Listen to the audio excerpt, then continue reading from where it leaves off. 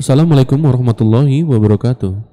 Sesaat lagi kita akan menyimak sebuah kajian Islam ilmiah Ahlus Sunnah wal Jamaah yang akan dibawakan oleh guru kita, Ustadz Bambang Ahmad Wafi, BA, MPDI, masih membawakan kitab Al-Usul As-Salasah.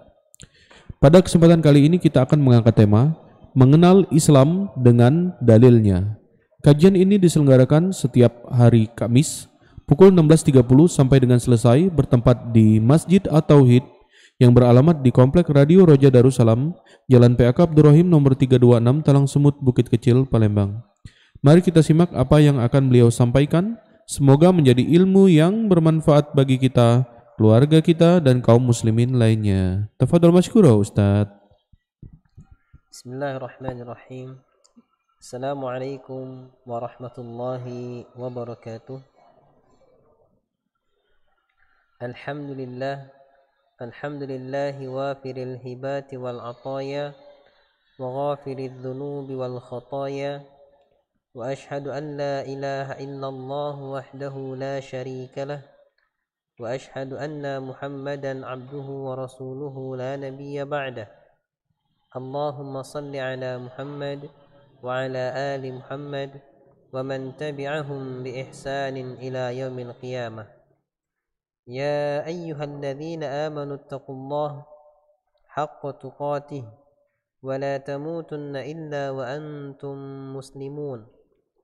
Ya ayyuhan nasu ittaqu rabbakumul ladzi khalaqakum min nafsin wahidah wa khalaqa minha zawjaha وبث منهما رجالا كثيرا ونساء واتقوا الله الذي تساءلون به والأرحام إن الله كان عليكم رقيبا. يا أيها الذين آمنوا اتقوا الله وقولوا قولا سديدا يصلح لكم أعمالكم ويغفر لكم ذنوبكم ومن يطع الله ورسوله فقد فاز فوزا عظيما. أما بعد فإن أصدق الحديث كتاب الله وخير الهدي هدي محمد صلى الله عليه وسلم وشر الأمور محدثاتها فإن كل محدثة بدعة وكل بدعة ضلالة وكل ضلالة في النار. إخوة الإيمان rahimani wa rahimakumullah, pendengar setia Radio Roja Darussalam dan Sriwijaya Mengaji yang senantiasa dirahmati oleh Allah Subhanahu wa taala.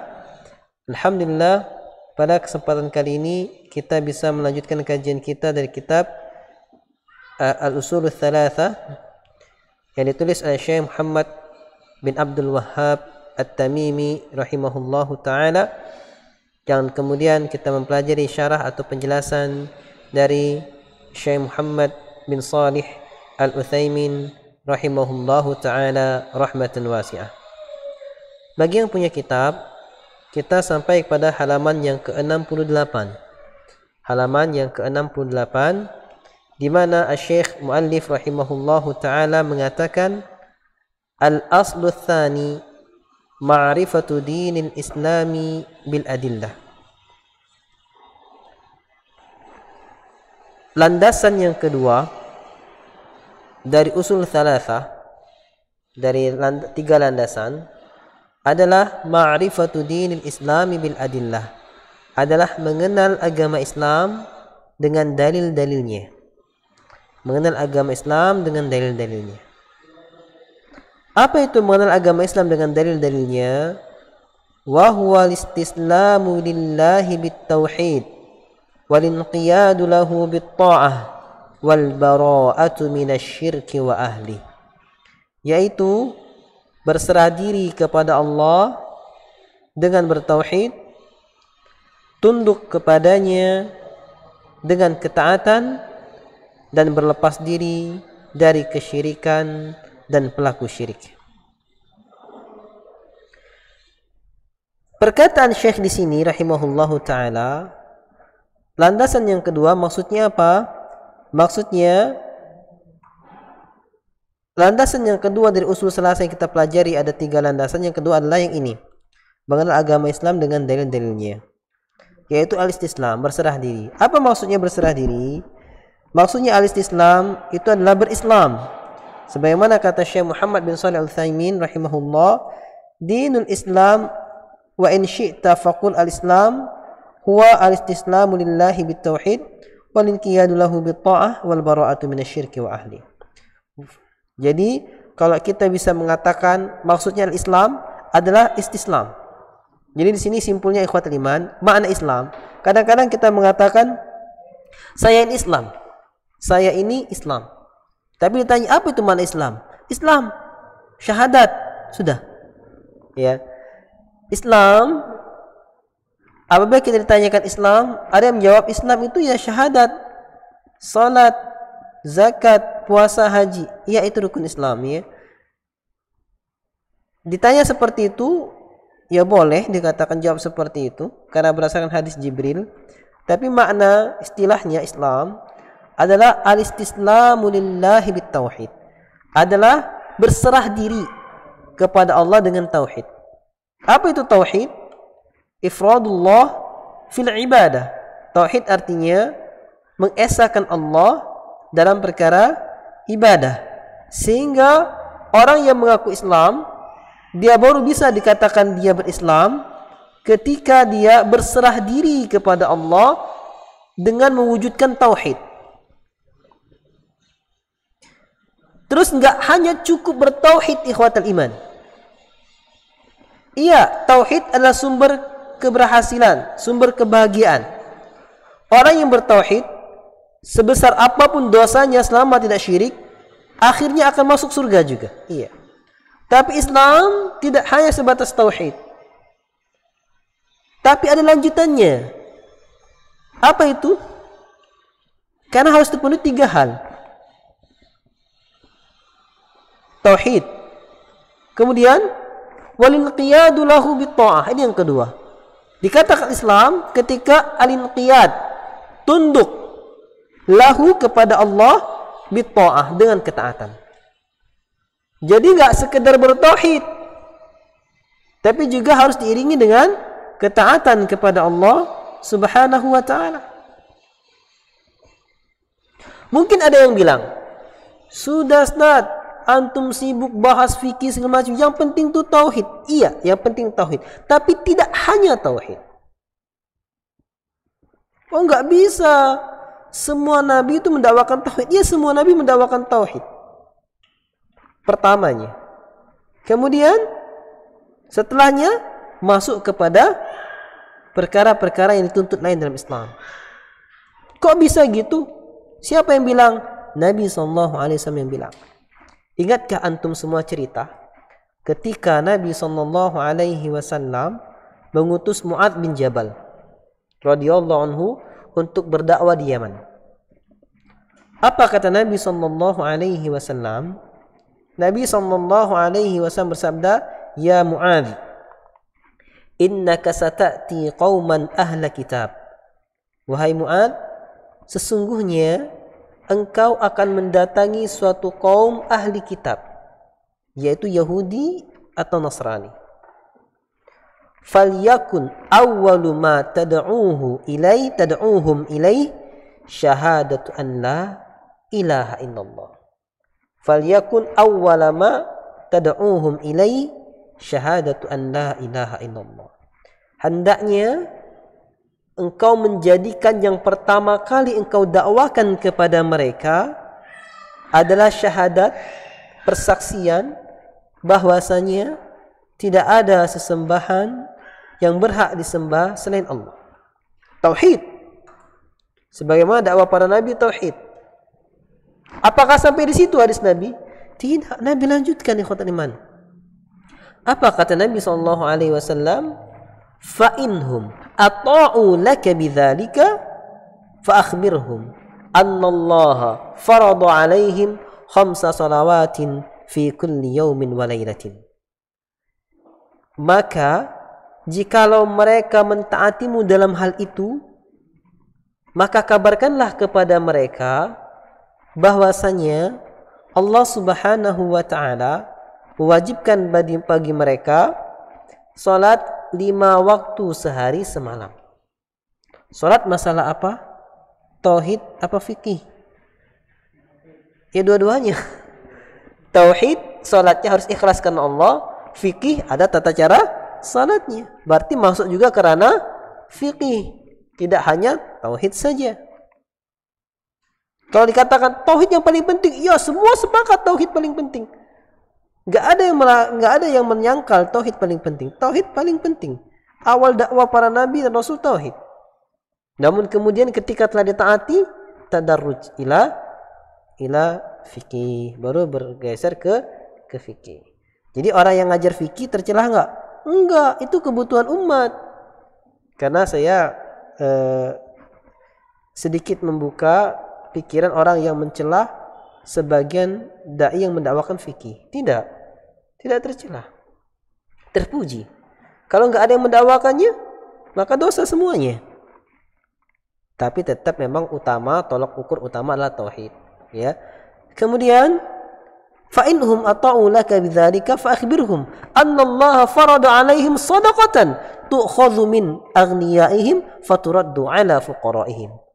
Kalau mereka mentaatimu dalam hal yang demikian, kata Nabi SAW kepada Mu'adz bin Jabal radhiyallahu anhu, maka kabarkan kepada mereka bahwasanya Allah mewajibkan bagi mereka zakat yang diambil dari orang kaya di antara mereka dan diberikan kepada orang fakir di antara mereka. Zakat, perkara fikih juga. Ya, dan seterusnya hadis Nabi sallallahu alaihi wasallam. Jadi makna Islam adalah al-istislamu lillahi bitauhid, berserah diri, menyerahkan dirinya kepada Allah dengan bertauhid. Yang pertama adalah tauhid.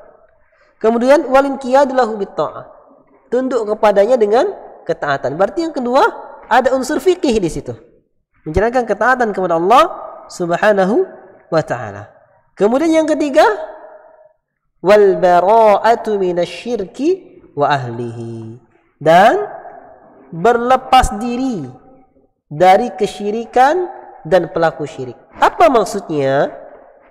Berlepas diri dari kesyirikan, enggak berbuat syirik.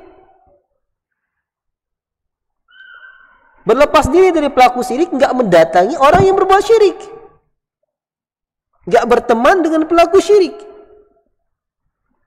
Apa di antara yang berbuat syirik? Nyembah kepada selain Allah syirik. Berdoa kepada selain Allah, minta tolong kepada selain Allah, seperti kita bahas pada pertemuan sebelumnya. Segala macam ibadah yang syar'i ketika diberikan kepada selain Allah maka jatuh kepada kesyirikan. Berarti dia menjadikan tandingan bagi Allah Subhanahu wa ta'ala. Maka kita jangan seperti itu. Kalau seperti itu berarti menghilangkan aspek ketiga dalam Islam, yaitu berlepas diri dari kesyirikan dan pelaku syirik. Oke, sekarang kita sepakat dia tidak berbuat syirik, dia enggak berbuat doa kepada selain Allah, dia enggak menyembah kepada selain Allah misalnya. Oke ya. Tetapi dia mendatangi tukang sihir, mendatangi dukun, maka dia tidak menjalankan yang ketiga ini, dasar yang ketiga dari Islam. Kenapa? Karena dia kok nggak berlepas diri dari pelaku kesyirikan. Ustaz, emangnya dukun berbuat syirik? Emangnya sihir berbuat syirik? Iya. Sihir, perdukunan itu kesyirikan, kata iman. Ustaz, berarti antum bilang dukun-dukun tuh musyrik. Nanti antum disantet gimana? Ya udah, kita kan berlindung kepada Allah. Kalau dia nyantet yang dikirim jin. Kalau kita zikir pagi petang mentauhidkan Allah yang melindungi malaikat. Hebat mana malaikat sama jin? Ya, hebat mana tentara dukun sama tentara Allah? Ya seperti itu ikhwatul iman. Kok bisa dikatakan syirik orang yang berbuat sihir? Karena jelas Allah telah katakan syirik. Allah Subhanahu wa taala berfirman dalam Al-Qur'an surah Al-Baqarah, وَمَا كَفَرَ سُلَيْمَانُ وَلَكِنَّ الشَّيَاطِينَ كَفَرُوا يُعَلِّمُونَ النَّاسَ السِّحْرَ. Tidaklah Sulaiman itu kafir. Akan tetapi yang kafir adalah syaitan-syaitan yang mengajarkan kepada manusia sihir. sihir Allah katakan kafir. Pelaku sihir Allah katakan kafir. Pelaku berbuat syirikan. Ya, jadi ya kalau kata pepatah orang zaman now jangan diikuti. Cinta ditolak, dukun bertindak. Nah, ini berarti gara-gara ditolak cinta jadi pelaku syirik. Nggak boleh. Ya. Nah, ini orang-orang yang lemah imannya. Orang-orang yang nggak berislam dengan baik ini. Jangan dicatat yang tadi. Jangan cinta ditolak, dukun bertindak tadi. Dicatat adalah nggak bolehnya tadi ya.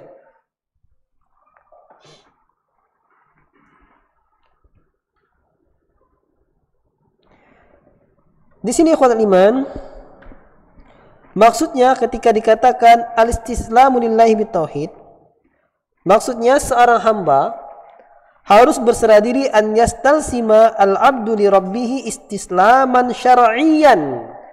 Seorang hamba berserah diri kepada Allah dengan berserah diri secara syar'i. Bagaimana caranya? Wa dzalika bi tauhidillahi azza wa jalla wa ifradihi bil ibadah. Demikian adalah dengan cara mentauhidkan Allah dan mengesahkan Allah dalam perkara ibadah. Wa hadzal Islam huwa alladhi yuhmadu alaihi al-'abdu wa yuthabu alaihi. Islam seperti inilah, kata Syekh Muhammad bin Shalih Al-Utsaimin, Islam yang mana hamba dipuji dengannya dan didapat pahala darinya. Jadi apa? Berserah diri dengan melaksanakan syariat-syariat Allah. Ini yang dapat pahala. Ini yang dipuji. Ammal istislamul qadari fala thawaba fihi li'annahu la hilata lil insani fihi. Adapun kalau berserah diri kepada qadar, kepada ketentuan Allah yang benar adanya, yang sudah tentu pasti seperti itu, tidak ada khiyar dari manusia, maka tidak ada pahala padanya. Karena enggak ada upaya dari manusia dalam hal yang demikian. Maksudnya apa? Kita berserah diri kepada Allah ketika kita diciptakan sebagai laki-laki. Sudah saya pasrah Allah ciptakan sebagai laki-laki. Ini enggak ada pahala di situ. Kenapa? Ini sudah berserah diri yang memang wajib kita berserah diri.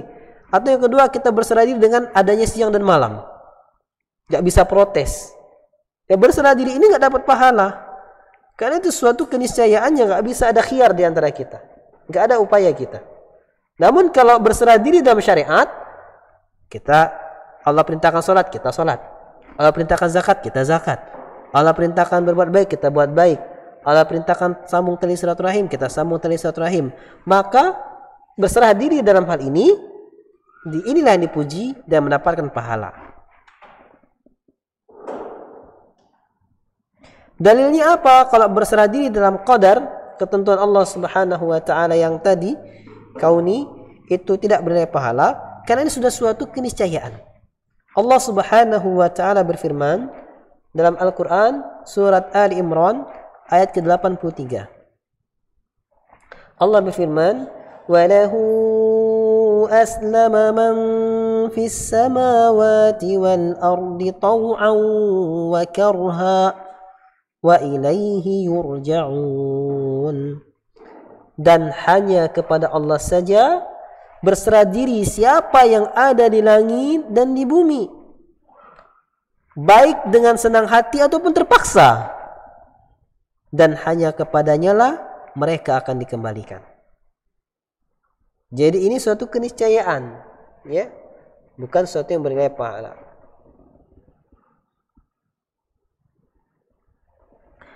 Terus maksud perkataan Syekh di sini, walil qiyadu lahu bit ta'ah, tunduk kepada Allah dengan cara melaksanakan ketaatan.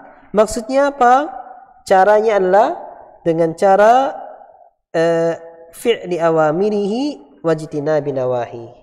Dengan cara menjalankan perintahnya Allah dan menjauhi larangannya. Kenapa? Lianna ta'ata ta'atun fil amri bi fi'lihi wa ta'atun fil nahyi bi tarkihi. Karena dinamakan ketaatan dengan perintah, wujudnya dengan cara mengerjakan perintahnya. Ketaatan dalam hal larangan, wujudnya adalah meninggalkan apa yang dilarang. Jadi Islam Seperti itu. Tauhid, ya, berserah diri dengan tauhid, melaksanakan ketaatan, tunduk dengan melaksanakan ketaatan. Dan maksud wal bara'atu minasyirki wa ahli yang saya jelaskan tadi, dia berlepas diri dari kesyirikan dan pelaku syirik dengan contoh yang saya jelaskan tadi. Di sini ada dia berlepas diri dari syirik, dan ini mengharuskan dia juga berlepas diri dari pelaku syirik. Kenapa? Ketika dia nggak berbuat syirik, dia berteman dekat dengan pelaku syirik, maka ini menyatakan dia belum sempurna keislamannya. Kenapa? Karena masih berteman dengan pelaku syirik. Karena konsekuensi Islam wal bara'atu minasyirki wa ahli. Berlepas diri dari pelaku syirik, berlepas diri dari kesyirikan dan pelaku syirik.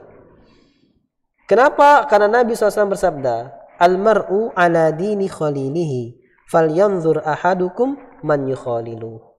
Seseorang itu agamanya tergantung agama temannya. Maka hendaknya kalian melihat siapa yang menjadikan teman dekatnya. Jadi nggak boleh menjadikan teman dekat pelaku kesyirikan. Carilah teman-teman yang saleh. Ya. Ini berdasarkan firman Allah Subhanahu wa taala, Quran surat Al-Mumtahanah ayat yang keempat. Allah Subhanahu wa taala berfirman, قد كانت لكم أسوة حسنة في إبراهيم. Sungguh telah ada bagi kalian suri tauladan yang baik di diri Ibrahim. Walladzina ma'ahu, dan orang-orang yang bersama Ibrahim. Idh qalu liqaumihim, ketika mereka Nabi Ibrahim dan pengikutnya berkata kepada kaumnya, "Inna bura'a'u minkum wa mimma ta'buduna min dunillah." Sesungguhnya kami berlepas diri dari kalian. Kenapa? Karena kaumnya pelaku syirik. Maka Nabi Ibrahim dan pengikutnya berlepas diri dari mereka, pelaku-pelaku syirik ini. Allah puji sebagai suri tauladan yang baik. Kami berlepas diri kepada kalian. Wa mimma ta'buduna min dunillah, dan kami pun berlepas diri dari apa saja yang kalian sembah selain Allah. Berlepas diri dari kesyirikan. Tadi berlepas diri dari pelaku syirik, sekarang berlepas diri dari kesyirikannya. Kafarna bikum, kami ingkari kalian. Tegas pengingkarannya. Ini suri tauladan yang baik, kata Allah. Nah, kita mungkin karena kurang kuatnya iman kita, kadang nggak berani mengingkarinya.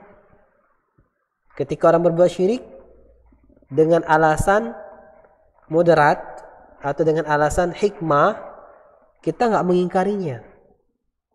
Kita ikut-ikut aja, nggak apa-apa hikmah orang berdakwah, nggak boleh. Kalau masa syirik nggak ada toleransi. Kalau khilaf fikih, ini bisa toleransi. Apalagi khilaf tanawu'. Kalau ini khilaf tadad antara syirik dan tauhid, khilaf tadad, khilaf yang berselisihan, yang berseberangan, nggak boleh. Jelas. Kok gitu? Karena Allah bilang inilah suri tauladan yang baik. Jelas kalau dengan kesyirikan. Sampai-sampai Nabi Ibrahim dan kaumnya dan pengikutnya berkata kepada kaumnya yang berbuat syirik, wabada bainakum wabada bainana wa bainakumul adawatu wal baghdha, dan telah nampak antara kami dan antara kalian al-adawah, permusuhan, wal baghdha, dan kebencian, abada, selamanya, hatta tu'minu billahi wahdah, sampai kalian beriman kepada Allah semata. Ini ikhwatul iman, suri tauladan yang baik yang Allah katakan. Ya, berarti Ustaz, Islam itu boleh benci dengan orang, Islam itu boleh bermusuhan dengan orang. Ini ada bermusuhan, bukankah Islam rahmatan lil alamin? Iya, Islam rahmatan lil alamin, tapi harus paham makna rahmat. Rahmatan lil alamin, maknanya Islam ini Allah jadikan, yang dibawa Nabi Muhammad SAW, "Fama arsalnaka illa rahmatan lil alamin." Tidaklah kami mengutus kamu wahai Muhammad kecuali rahmat lil alamin, untuk seluruh alam semesta. Berbeda dengan Nabi Isa alaihissalam diutus untuk Bani Israel, Nabi Ya'qub untuk Bani Israel. Masing-masing Nabi diutus untuk kaumnya. Islam, Nabi Muhammad SAW diutus untuk seluruh umat, rahmatan lil alamin. Lalu kalau bermusuhan dengan orang kafir, bermusuhan dengan orang syirik, ya nampak permusuhannya, perselisihannya nampak. Beda sampai mereka beriman. Itu kan Ibrahim, panutan kita kan Nabi Muhammad. Gak mungkin Nabi Muhammad seperti itu. Nabi Muhammad pun seperti itu sallallahu alaihi wasallam. Kenapa? Karena gak mungkin Nabi Muhammad menyelisih perintah Allah. Allah katakan telah ada suri tauladan yang baik di diri Ibrahim dan pengikutnya. Masa Nabi gak ngikutin? Berarti Nabi memaksiati Allah. Nabi ngikutin. Dalilnya di Al-Quran. Allah berfirman dalam Al-Quran, Muhammadur Rasulullah walladzina ma'ahu ashidda'u 'alal kuffari ruhama'u bainahum. Muhammad itu adalah Rasulullah. Walladzina ma'ahu, dan orang-orang yang bersama dengan Muhammad SAW, ashidda'u 'alal kuffar, mereka keras tegas kepada orang-orang kafir, ruhama'u bainahum, dan saling berkasih sayang di antara mereka. Ini Islam. Jadi ketika kemarin Islam ada orang-orang kafir yang mencela Islam, Islam tegas, ini wujud mengikuti Nabi Ibrahim, ini wujud mengikuti Nabi Muhammad SAW membela Islam. Bukan dihujat, kok Islam tegas memboikot, padahal kan Islam rahmatan lil alamin, berkasih sayang. Salah penempatan. Ya, justru itu bentuk sikap seorang mukmin dalam membela agamanya. Berkata Syekh di sini, wa huwa thalathu maratib. Islam itu ada 3 tingkatan. Ada 3 tingkatan. Apa itu? Antum tahu semua.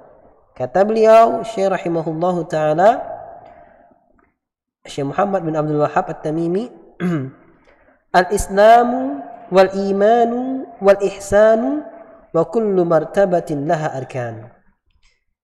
Islam itu ada 3 tingkatan. Agama Islam ada 3 tingkatan, yaitu Islam, iman, dan ihsan, dan masing-masing tingkatan memiliki rukunnya. Masing-masing tingkatan memiliki rukunnya. Ketika dikatakan memiliki 3 tingkatan, maka 3 tingkatan Islam ini, satu tingkatan berada di atas tingkatan satu sama lain. Jadi maknanya Islam, di atas Islam adalah keimanan, di atas iman adalah ihsan. Itu maksudnya 3 tingkatan. Bukan sejajar semua. Bukan sejajar. Yang paling umum adalah Islam. Ya, Islam belum tentu beriman, ikhwatul iman. Berislam belum tentu beriman dengan sempurna. Maka tingkatan kedua adalah iman. Orang yang beriman belum tentu memiliki kesempurnaan ihsan. Ya. Karena Islam umum. Ketika menjalankan 5 rukun Islam, dia Islam. Iman belum tentu. Orang sholat, orang syahadat, dia sholat, dia puasa, dia zakat, dia naik haji. Islam. Berimannya ketika sendirian dia sholat enggak? Ketika sendiri di kamar lapar dia makan, masih puasa. Kalau dia beriman, sendirian maupun ramai sama ibadahnya. Sendirian sholatnya berkualitas, ramai sholatnya berkualitas. Sendirian di tengah ramai menjalankan ketaatan, di tengah sendirian menjalankan ketaatan. Kenapa? Karena dia mengimani Allah alim, maha mengetahui. Tidak ada sesuatu pun yang tersembunyi dari Allah. Kadang-kadang kita Islam, wah sholat rajin di tengah masyarakat kajian bareng ya, Masya Allah puasa yang luar biasa. Ketika sendirian di kamar, sudah ditemani gadgetnya, tidak tahu buka apa gitu kan. Nah ini kan berarti Islam, dia Islam, keimanannya belum sampai level iman. Ya. Kok bisa gitu? Emangnya Nabi pernah membagi seperti itu? Pernah. Nah, Allah Subhanahu wa taala berfirman, bahkan Allah yang mengajarkan Nabi untuk membedakan antara Islam dan iman. Allah Subhanahu wa taala berfirman dalam Quran surat Al-Hujurat. Wa qalatil a'rabu amanna qul lam tu'minu walakin qulu aslamna walamma yadkhulil imanu fi qulubikum. Orang-orang Arab, orang Arab Badui itu mengatakan kami telah beriman. Katakanlah wahai Muhammad, katakanlah oleh kalian kami telah berislam karena keimanan belum masuk ke dalam dada-dada kalian. Itu Nabi katakan. Sehingga makna Islam dan iman, kata para ulama, idza ijtama'a tafarraqa wa idza tafarraqa ijtama'a. Makna Islam dan iman, ketika kita sebut satu Islam, maka masuk di dalamnya Islam iman. Islam iman masuk. Misalnya ya ayyuhal mu'minun, ya ayyuhalladzina amanu, wahai orang yang beriman, berarti orang yang beriman, orang yang Islam masuk. In kuntum muslimin, berarti jika kamu berislam ataupun beriman masuk. Tapi ketika dipisah, ini disebut Islam, disebut iman dalam satu konteks nas, berarti maknanya beda. Kalau di satu nas misalnya cuma disebut iman aja atau Islam saja, maka maksudnya orang yang beriman ataupun orang Islam masuk semua. Tapi ketika dia disebutkan dalam satu nas, ada Islam, ada iman, maka Islam memiliki makna sendiri, iman memiliki makna sendiri. Seperti ini. Islam memiliki makna sendiri, iman memiliki makna sendiri. Dan rukun sendiri.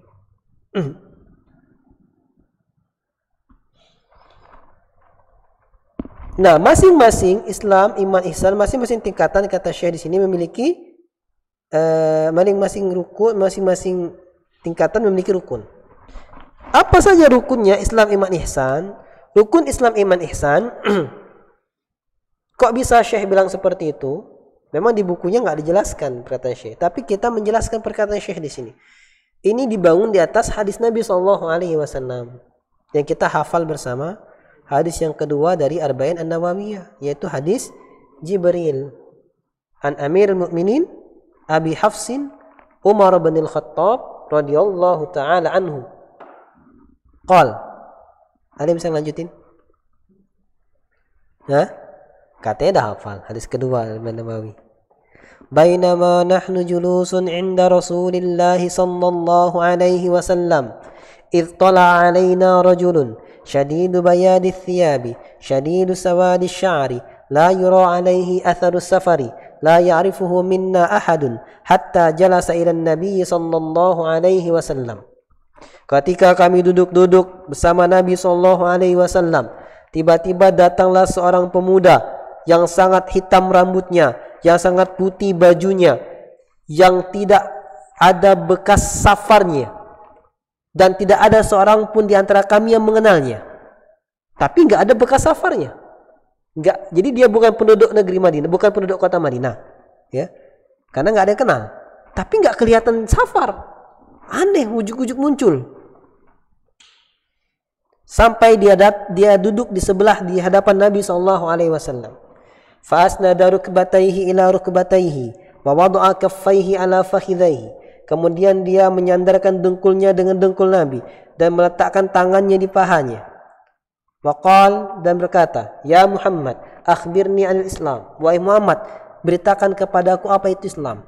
Apa jawab Nabi? Al-Islamu an tashhada an la ilaha illallah. Ini rukun yang pertama. Islam itu rukun yang pertama, engkau syahadat bahwa tidak ada sembahan yang berhak disembah selain Allah. Rukun yang kedua apa? Yang pertama syahadat, yang kedua apa? Salat, yang ketiga apa? Zakat atau puasa? Puasa. Zakat atau puasa? Zakat. Nah, kenapa kalian berselisih? Yang ketiga puasa apa zakat? Yalah, ada puasa ada zakat. Yang 3, 4 puasa zakat, zakat puasa.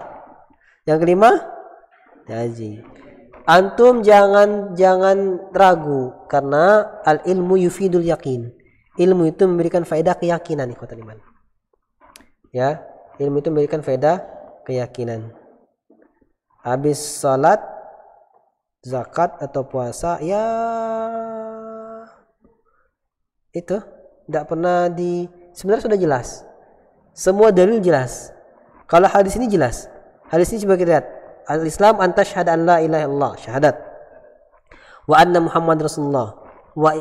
Wa tuqimas shalah, engkau mendirikan salat. Wa tu'tiyaz zakah, engkau menunaikan zakat.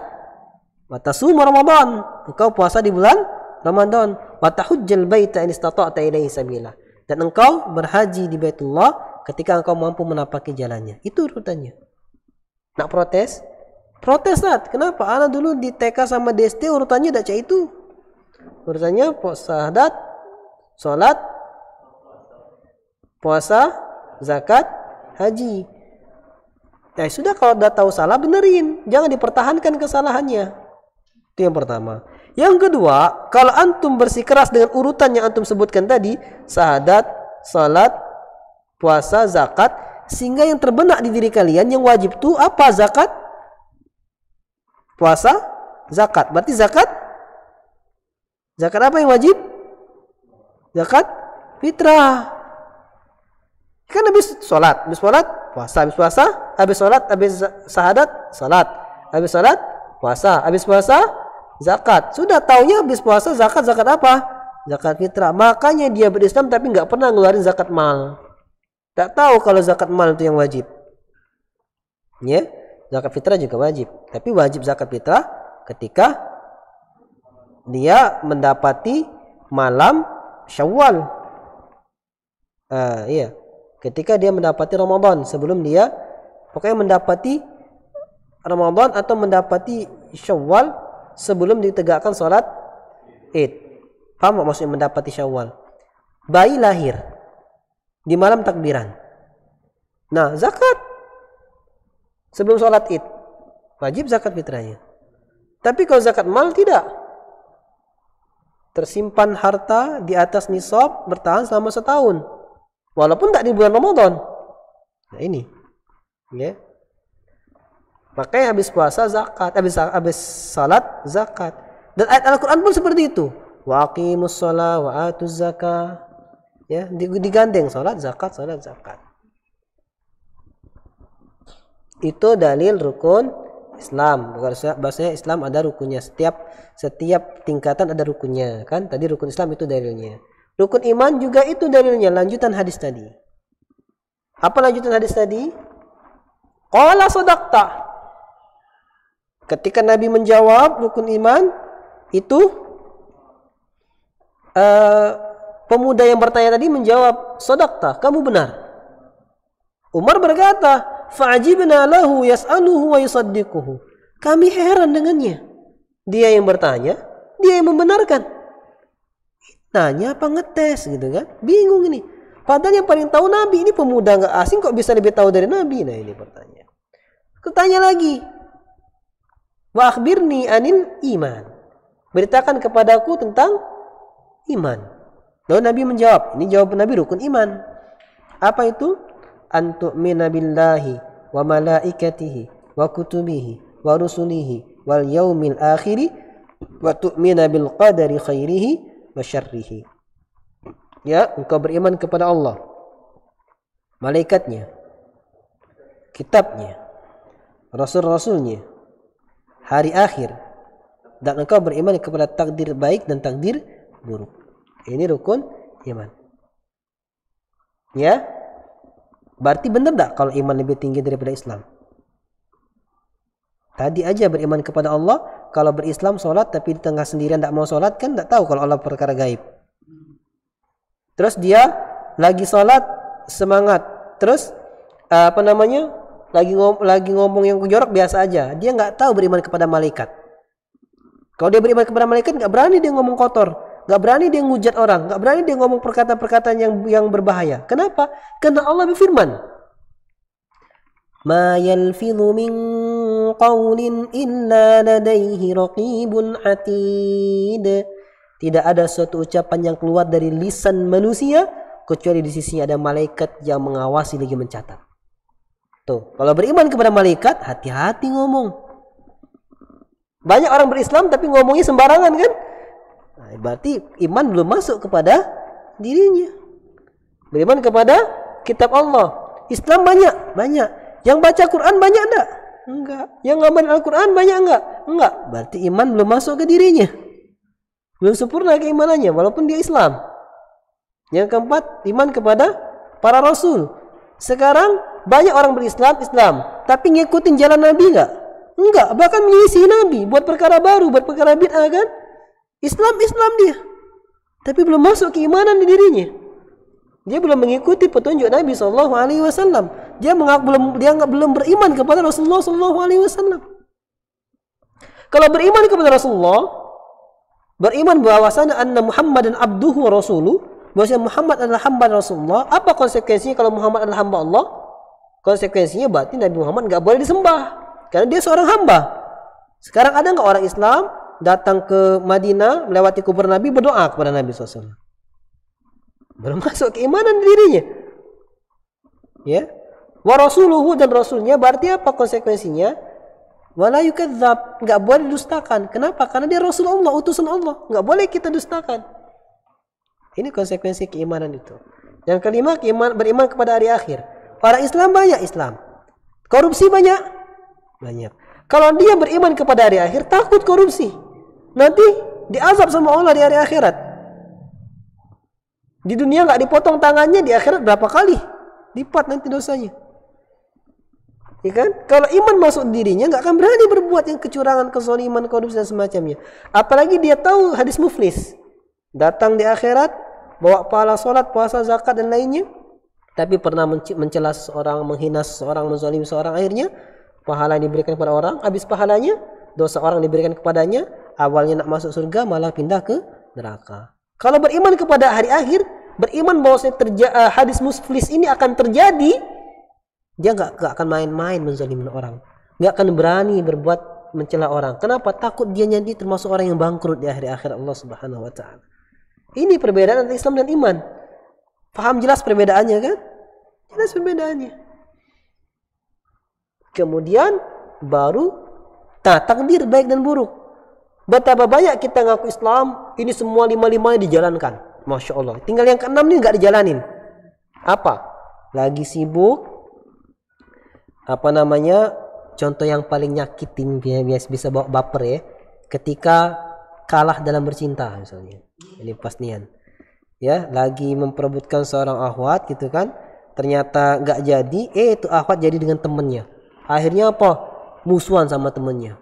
Gara-gara kamu nih pagar makan tanaman, kamu segala macam gitu ya.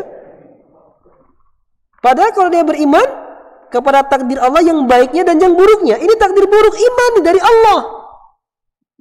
Kadang-kadang kita takdir baik beriman, takdir buruk nggak beriman. Takdir baik, antum kok masya Allah masih muda, sudah bisa punya rumah, sudah bisa berangkat umrah, masya Allah sudah dapat istri yang cantik soleha. Ya itulah zalika fadlullah yu'tihi man yasha. Itu karunia Allah berikan kepada siapa sih Allah kehendaki. Dia beriman, ini takdir Allah nih. Tapi ketika dapat keburukan, gara-gara kamu segala macam, nggak beriman dengan takdir buruk. Mereka jelas Nabi bilang beriman kepada takdir baik dan takdir buruk. Nah, ini perbedaan antara Islam saja dan diiringi dengan keimanan. Makanya berkata, ini lanjutan hadis tadi. Qala sadaqta. Pemuda tadi berkata benar. Kemudian fa'akhbirni anis sa'a. Fa'akhbirni anil ihsan. Beritakanlah kepada aku tentang ihsan. Nah, berarti ihsan lebih tinggi derajatnya dari Islam dan iman. Kenapa? Lihat pengertian ihsan kata Nabi SAW. Apa ihsan? An ta'budallaha ka'annaka tarahu. Fa'in lam takun tarahu fa'innahu yaraka. Engkau menyembah Allah seakan-akan engkau melihat Allah.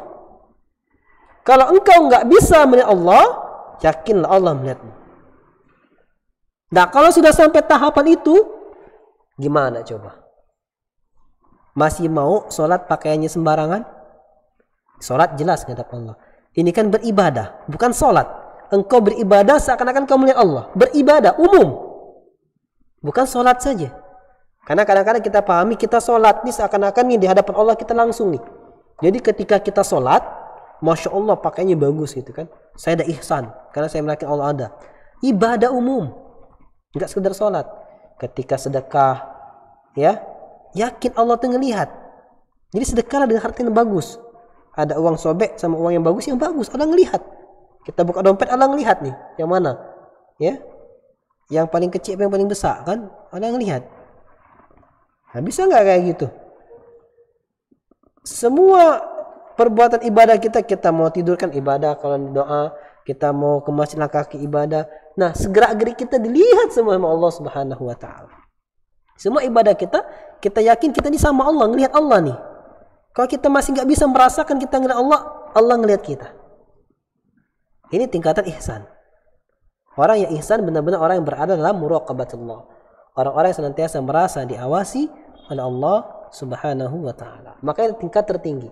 Kalau orang selalu merasa diawasi oleh Allah Subhanahu wa taala, enggak sembarangan tingkah lakunya. Ya, ini di antara tingkatan tertinggi dalam Islam. Kemudian Syekh di sini mengatakan fa arkanul islami khamsatun. Maka rukun Islam ada 5. Jadi sudah saya jelaskan, kita bacakan aja perkataan Syekh. Apa katanya? Syahadatu an la ilaha illallah wa anna Muhammadar Rasulullah wa iqamus shalah wa ita'uz zakah wa shaum Ramadan wa hajju baitillahil haram. Ya, syahadat tidak ada sembahan yang berhak sembah kecuali Allah dan engkau mengakui bahwasanya Muhammad adalah Rasulullah, mendirikan salat, menunaikan zakat, puasa Ramadan dan haji ke Baitullahil Haram. Ya. Ini perkataan Syekh di sini sebenarnya juga diambil dari hadis Nabi yang lain, yaitu hadis dari jalur Ibnu Umar radhiyallahu anhu. Ibnu Umar radhiyallahu anhuma, ya, Abdullah bin Umar bin Khattab. Jadi Ibnu Umar radhiyallahu anhuma dia berkata, Nabi SAW bersabda, "Bunyal Islamu ala khamsin." Islam itu dibangun di atas 5 perkara. Ini simak di urutannya beda nih. Syahadatu an la ilaha illallah. Syahadat la ilaha illallah wa anna Muhammad Rasulullah. Kemudian wa iqamis salah. Mendirikan salat. Ya, mendirikan salat. Wa ita'iz zakah. Menunaikan zakat. Di kitab ini yang punya kitabnya dia sama wa shaum Ramadan wa haji baitillahil haram. Ya.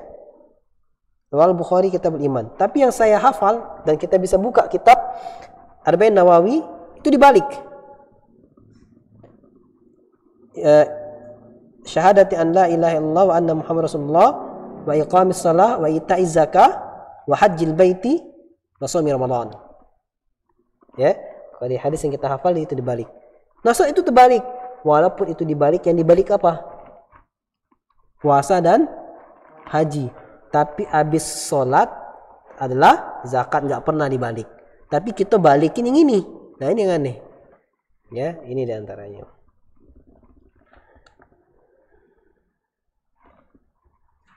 Kemudian di sini Asy-Syaikh rahimahullahu taala membawakan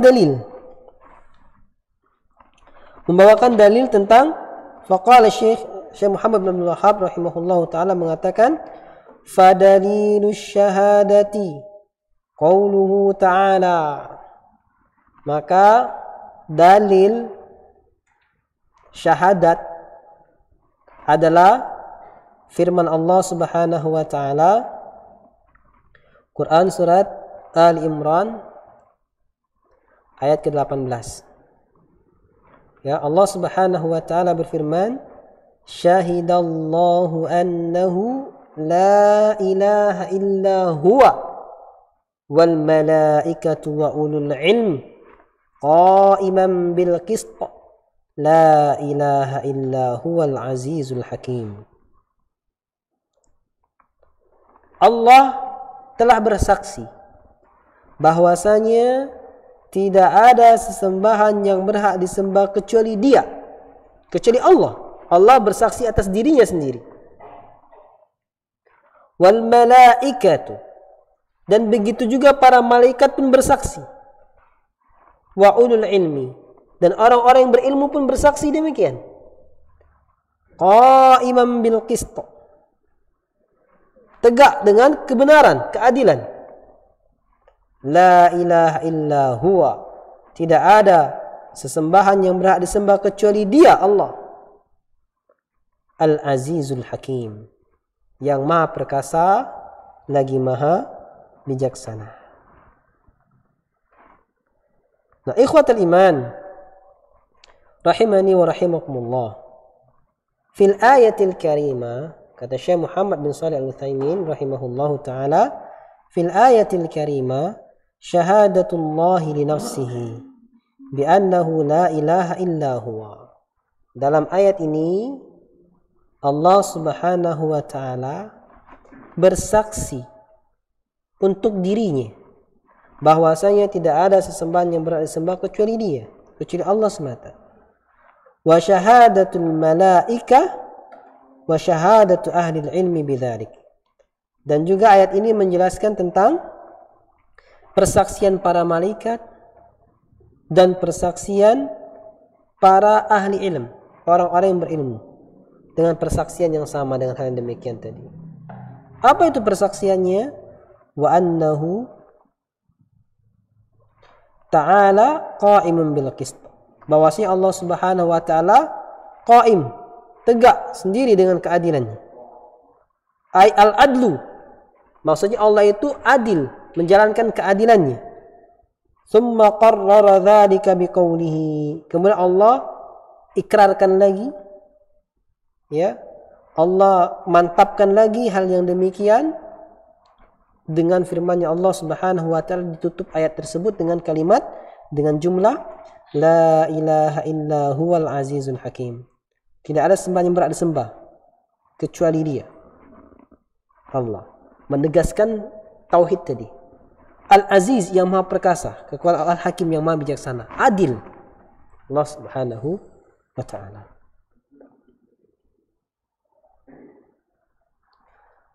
Berkata Syekh Muhammad bin Shalih Al-Utsaimin rahimahullah, wa fi hadhihi al-ayah manqibatun 'azimatun li ahli al-'ilm. Ya, dalam ayat ini dijelaskan peran yang sangat besar bagi para ahli ilmu. Haitsu akhbara annahum syuhada'u ma'ahu wa ma'al malaikat wal muradu bihim ulul ilmi bi syari'atihi wa yadkhulu fihim dukhulan awliya rusulihil kiram. Ya, jadi kenapa peran yang sangat besar bagi ahli ilmi? Karena Allah mengabarkan bahwasanya mereka ahli ilmi itu termasuk orang-orang yang bersaksi bersama dengan Allah, bersama dengan para malaikatnya. Allah bersaksi tidak ada sembahan yang bersembah kecuali Allah. Malaikatnya bersaksi demikian. Para ilmu pun bersaksi demikian. Allah setarakan persaksian mereka. Allah sebutkan secara berurutan persaksian mereka. Yang dimaksud di sini adalah ahli ilmu syariat. Jadi bukan ahli ilmu orang pinter. Kalau orang pinter ahli ilmu, dia pinter. Dia pinter ngapain? Pinter ngibulin, dia pinter matematika enggak, tapi maksudnya yang pinter ahli ilmu dalam ilmu syariat. Yang mana mereka masuk dalam kategori wali-wali Allah. Ya.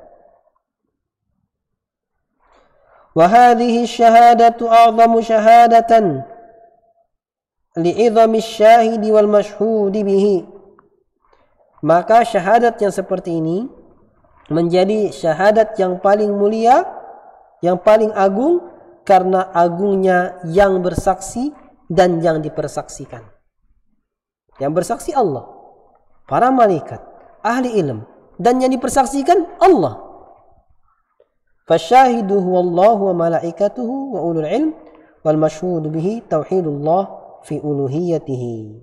Ya, yang bersaksi tadi Allah, malaikatnya, ahli ilmu, dan yang dipersaksikan adalah tauhid kepada Allah Subhanahu wa taala dalam perkara peribadatan hanya kepada Allah Subhanahu wa taala. Dan Allah ikrarkan lagi dalam firman-Nya, la ilaha illa huwal azizul hakim. Ya Allah pertegaskan lagi dari tutupan ayat tadi, tidak ada sembahan yang berhak disembah kecuali Allah, dan Allah Maha Perkasa lagi Maha Bijaksana. Di sini ikhwatul iman rahimani wa rahimakumullah. Ya, sebelum kita tutup kajian ini, karena kajian berikutnya adalah suatu pembahasan yang cukup panjang. Ya, insyaallah pada pertemuan berikutnya biar nggak nanya lagi temanya.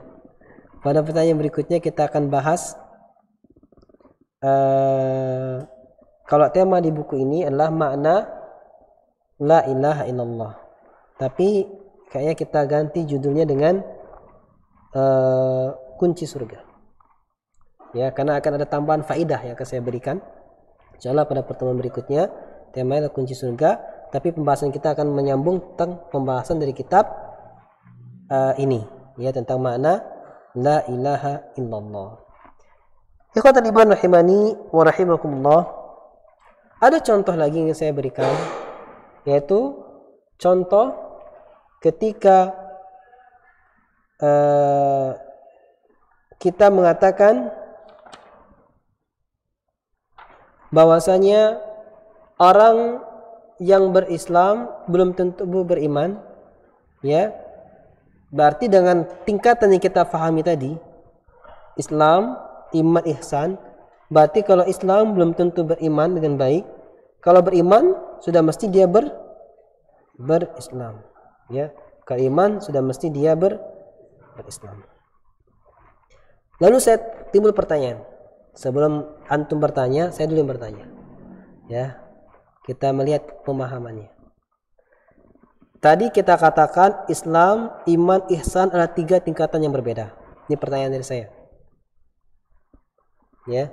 Kemudian kalau orang Islam belum tentu beriman. Kalau dia beriman sudah barang tentu berislam. Sekarang kalau ada firman Allah Subhanahu wa taala, misalnya Allah firman, ya ayyuhalladzina amanu in ja'akum fasiqun binaba'in fatabayyanu. Wahai orang-orang yang beriman, kalau datang kepada kalian seorang fasik yang membawa kabar berita, maka carilah kejelasannya. Sekarang saya tanya, itu yang dipanggil orang yang beriman saja apa orang yang Islam? Hah?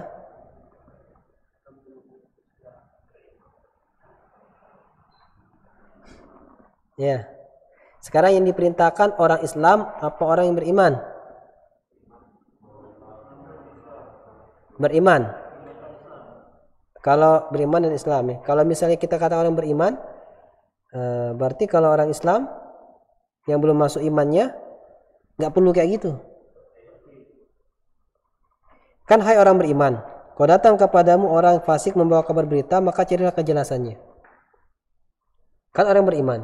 Kalau hitop di situ orang beriman kita fahami, Ustaz itu kan orang beriman, saya kan masih Islam, belum masuk iman, jadi tidak perlu seperti itu.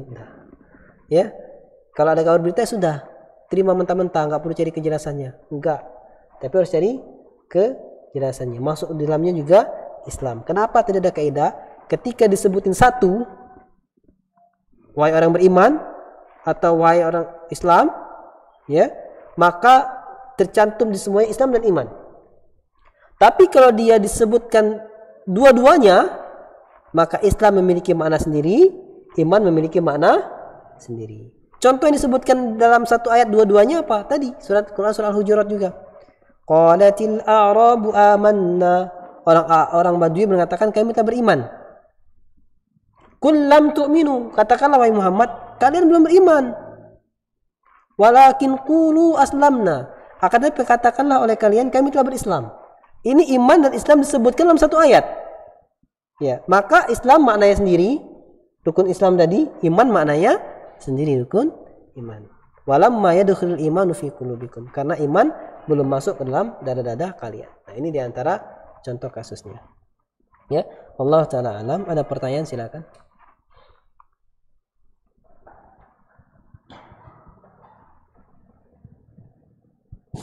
Kepada jamaah ada pertanyaan? Silakan kalau ada pertanyaan. Ustaz. Ini pertanyaan dari Ana, Ustaz. Bisakah seseorang itu mencapai derajat ihsan ketika Islam dan imannya itu kurang sempurna, Ustaz? Terima kasih. Bisakah orang menggapai derajat ihsan ketika Islam dan imannya belum sempurna? Maka ya, kalau kita jawab sesuai dengan tingkatan yang dijabarkan, maka nggak mungkin. Karena nggak mungkin bisa sampai kepada tingkat 3 kecuali melewati tingkat 1 dan 2. Ya. Tapi kalau dikatakan berupaya untuk menggapai tingkat 3 ihsan, maka sangat mungkin. Berupaya, tapi belum berarti berada di situ. Contoh, kita sekolah kelas 1 SMP. Islam ya. Kemudian mungkin tidak kita menguasai pelajaran kelas 3 SMP? Secara kasat mata nggak mungkin.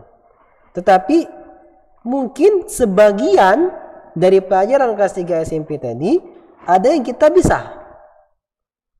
Ya kan? Begitu juga Islam, iman, ihsan. Kita belum sempurna Islamnya ini. Bagaimana menggapai ihsan?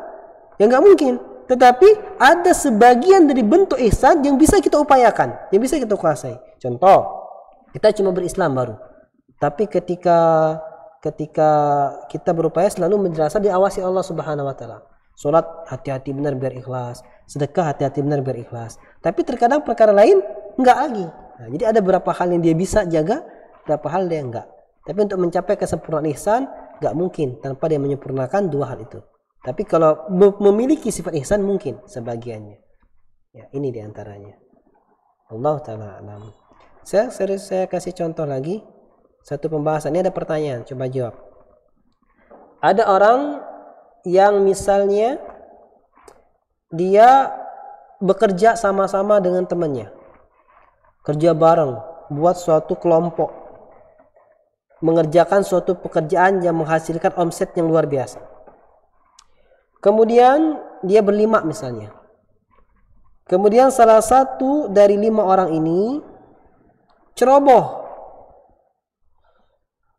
Sehingga menyebabkan mereka mengalami kerugian yang luar biasa dan gagal tender. Jadi mengalami kerugian yang luar biasa. Boro-boro untung malah jadi buntung. Pada kasus seperti ini, bagaimana sikap yang lainnya terhadap satu orang yang buat kesalahan ini? Ini pertanyaannya.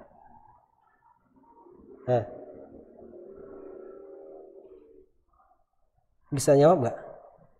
Nggak bisa. Atau pertanyaan diganti? Kalau itu terlalu susah jawabnya, sekarang pertanyaan diganti. Pada kasus tadi, siapa yang salah? Nah, pertanyaan saya ganti. Pada kasus tadi, siapa yang salah? Ulangi. Ada 5 orang buat suatu kerja yang menghasilkan omset yang luar biasa.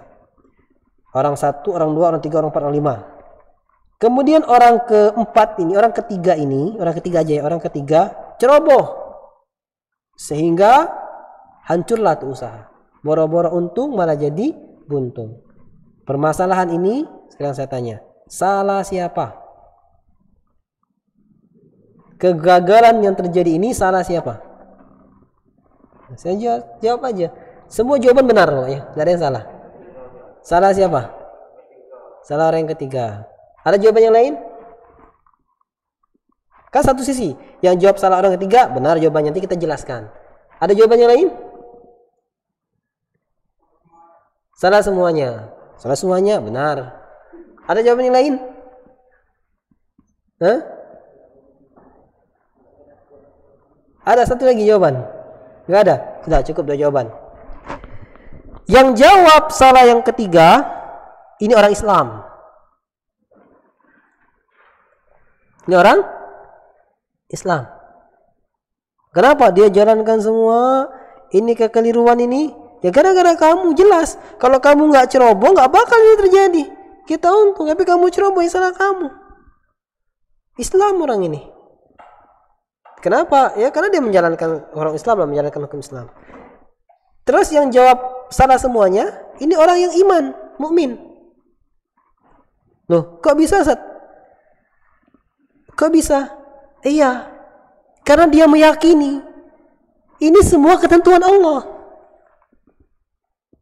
Karena Nabi SAW bersabda, ma asabaka lam yakun liyukhti'aka wa ma akhta'aka lam yakun liyusibaka. Apa saja yang menimpamu nggak bakal meleset darimu, dan apa saja yang Allah tentukan meleset darimu nggak bakal menimpamu. Dan Allah Subhanahu wa taala berfirman, wa ma asabakum min musibatin fabima kasabat aydikum wa ya'fu an katsir. Musibah apa saja yang menimpa dirimu adalah akibat ulah tanganmu sendiri, dan Allah banyak sekali mengampuni. Jadi musibah yang kita alami ini adalah ulah tangan kita. Mungkin kita kurang perhatian dengan dia, mungkin kita banyak dosa, mungkin kita kurang bersyukur, itu salah semua. Tuh, satu kasus sikapnya berbeda. Apa yang membuat beda sikap? Keilmuan, keislaman, dan keimanan seseorang membuat sikapnya berbeda. Makanya orang ahli tauhid, orang yang beriman dan keimanan yang baik, hidupnya akan semakin tenang, kata iman. Ada masalah kena dia, qaddarallahu ma syaa fa'ala. Ini ketentuan Allah, apa yang Allah kehendaki bakal terjadi. Ya? Enggak akan ribut-ribut luar biasa. Inilah bedanya. Maka semakin tinggi keimanan seorang, tauhid, saya katakan simpel, tauhid atau keimanan itu membuahkan akhlak. Dengan hal demikian, orang yang bertauhid, orang yang imannya mantap, berakhlak. Ketika menyikapi kasus ini, tenang, damai, rukun tetap. Sudah, kita sekarang sama-sama istighfar, salat taubat, kita mohon ampun sama Allah, kita rintis dari awal, kita konsep lagi, bangkit lagi. Tapi kalau orang yang cuma berislam, sudah dihujat habis-habisan orang ketiga ini, pecah kongsi, kan gitu. Nah, ini diantaranya. Makanya tauhid membuahkan akhlak. Tauhid membuahkan akhlak, dan semakin bertauhid orang, semakin tinggi keimanan seorang, semakin tenang hidupnya. Jadi kalau antum bilang, gimana sih kayak antum kok bisa hidupnya tenang? Ya karena bertauhid. Tapi ada orang yang husnuzon, ngelihat orang hidupnya tenang, pakaiannya bagus, rapi, bersih gitu kan. Kado masalah keuangan kayak tenang-tenang aja, langsung dibilang, antum enak, antum kan mapan, saya susah. Padahal dia datang ke rumahnya lebih susah daripada orang yang ngomong. Kenapa? Karena dia lebih beriman. Pakaiannya bersih. Innallaha jamilun yuhibbul jamal. Allah indah, menyukai keindahan. Dia sempit, nggak bisa makan, dia yakin ini ketentuan Allah, masih baik yang lebih fakir dari dia. Tenang semua hidupnya, nggak ditampakkan kesusahan dirinya. Ini diantaranya, ya. Contoh Allah Ta'ala alam. Kalau nggak ada pertanyaan kita cukup. Cukup ya. Silakan. Hah? Kenapa dengan takdir?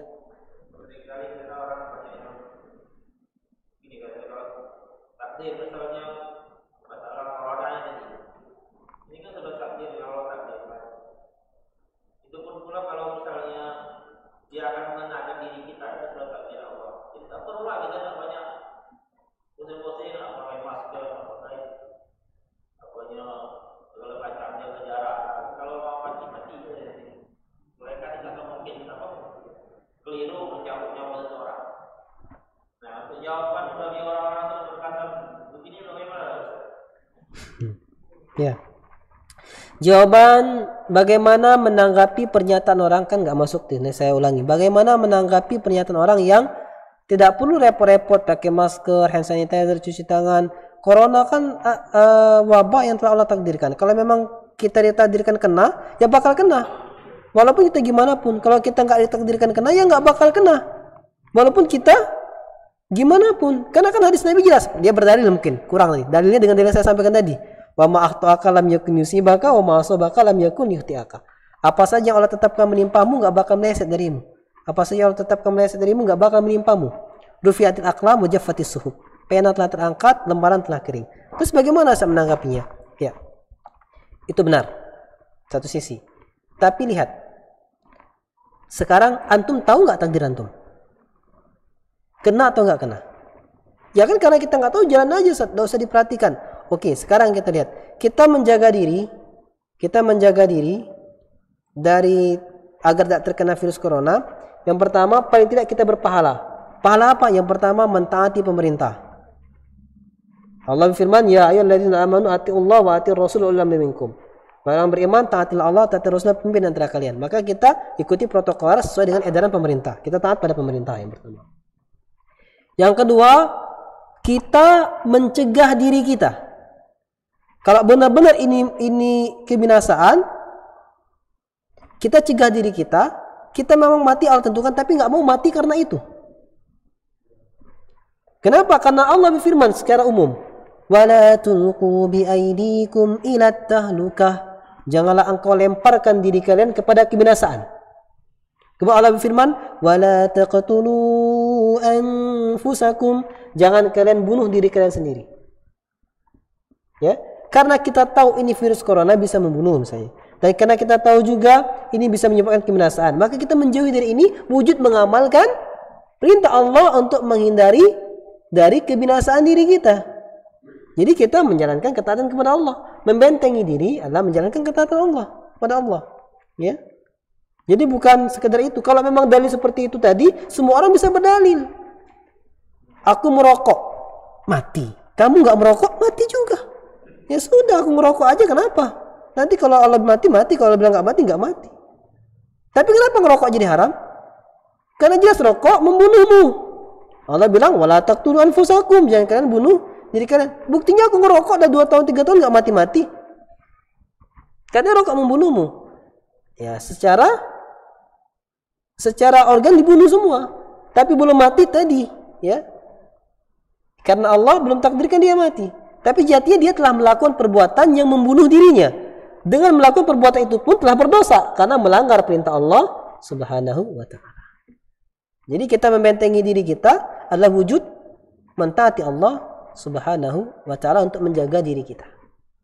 Kalau sudah kita jaga diri kita, sudah kita upaya maksimal, ternyata masih kena, baru kita bilang takdir Allah. Kenapa? Karena Allah firman, fa idza azamta fatawakkal 'ala Allah. Kalau kamu telah berazam, berkomitmen, baru tawakal sama Allah. Kita telah berkomitmen membentengi diri kita dari virus corona. Kemudian kena, tawakal sama Allah. Nah kalau nggak ada benteng, nggak ada azamnya, langsung tawakal aja, nggak boleh kayak gitu. Ya, kalau memang kayak gitu berarti ya untuk apa ada tulisan berbuatlah sekehendaknya. Antum curi-curilah. Nanti kalau Allah takdirkan berhasil mencuri bisa. Kalau Allah nggak takdirkan nggak berhasil mencuri, ya nggak bakal berhasil mencuri kan gitu. Sama kayak seorang pencuri yang dihukum Umar bin Khattab. Ketika Umar bin Khattab mau potong tangannya, dia mengatakan, kenapa engkau potong tanganku? Mau potong tanganku, mau tegakkan had kepadaku. Bukankah aku mencuri biqadarillah? Bukankah aku mencuri karena takdir Allah? Karena kalau Allah nggak takdirkan aku mencuri, nggak bakal aku mencuri katanya. Apa jawab Umar bin Khattab? Al-kama qol, qata'tu yadaka biqadarillah. Ya karena itu aku potong tanganmu karena takdir Allah katanya. Ya kan, dia jawab, aku mencuri karena takdir Allah. Kenapa dipotong tangan? Ya aku potong tanganmu karena takdir Allah. Kita diberikan Allah pilihan. Makanya Nabi bilang ketika takdir telah ditentukan, Nabi bilang di hadisnya, i'malu kullun muyassarun lima khuliqalahu. Beramallah, berupayalah, semua akan jadi mudah bagi yang telah Allah tentukan baginya. Kita kan nggak tahu. Kita berupaya membentengi diri. Ternyata memang Allah tentukan kita terbentengkan dari virus corona, maka mudah kita membentengi diri. Ternyata Allah tentukan kita nggak terbenteng di virus corona, maka tetap susah, masih kena juga kan gitu. Upaya dulu, karena kita berupaya merupakan wujud ketaatan kepada Allah Subhanahu wa taala dan ketaatan kepada pemimpin kita. Wallahu taala alam. Mungkin telah mendekat waktu salat maghrib. Naktafi bihadzal qadar. Naktafi bidu'a kafaratul majlis. Subhanakallahumma bihamdika asyhadu an la ilaha illa anta astaghfiruka wa atubu ilaik. Wassalamualaikum warahmatullahi wabarakatuh.